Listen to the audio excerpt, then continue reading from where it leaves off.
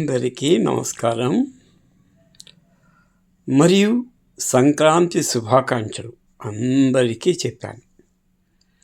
అయితే ముఖ్యంగా ఒక విషయం చెప్పడం మర్చిపోయా, గుర్తొచ్చింది, వినండి.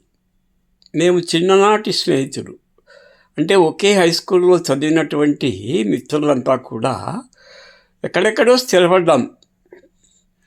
అయినా సంక్రాంతి పండుగకు మాత్రం అందరూ మా సొంత ఊరిలో కలవాలని, ఎక్కడున్నా వచ్చి తీరాలని ముందుగా ప్లాన్ చేసుకొని నిర్ణయించుకున్నాం.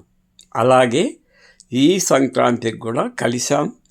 అలా ఊరి బయటికి వాకింగ్ వెళ్ళాం. అక్కడంతా నవ్వుతూ ఉన్నారు నా మిత్రులందరూ. నేను ఒక్కడే ముఖం వేలాడదీసుకొని కూర్చున్నా. ఏం అలా ఉన్నావు అని అడిగారు. ఏం లేదురా, నేను ఒక జీవ శవంలా బతుకుతున్నాను. ఇలా బతకడం నాకేమాత్రం ఇష్టం లేదురా. మీరంతా కలిసి నాకు ఒక గుక్కెడు విషం ఇస్తే నేను తాగి వెళ్ళిపోతానురా. ప్లీజ్ రా, దయచేసి తెచ్చివ్వండిరా అన్నాను. అలా ఎలా కుదురుతుందిరా? ఎందుకు కుదరదురా? నీ ఒక్కడే ప్రశాంతంగా వెళ్ళిపోవాలనుకుంటున్నావా?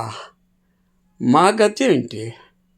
మేము ప్రశాంతంగా హ్యాపీగా ఉంటున్నాం అనుకున్నావా? మేమంతా లోపల గుండెల్లో దాచుకొని ఆ యొక్క దుఃఖాన్ని బయటికి చెప్పుకోలేక, సిగ్గులేక, పైకి మాత్రం డంబంగా జంబంగా కనిపిస్తున్నామురా. నిన్నొక్కనే నిన్ను ప్రశాంతంగా పోగలనా? ఎలా పోతావురా? మమ్మల్ని ఇక్కడ నరకంలో వదిలేసి నీకంటే ఘోరంగా ఉంటున్నాం. తప్పదు, ఇది జీవితం.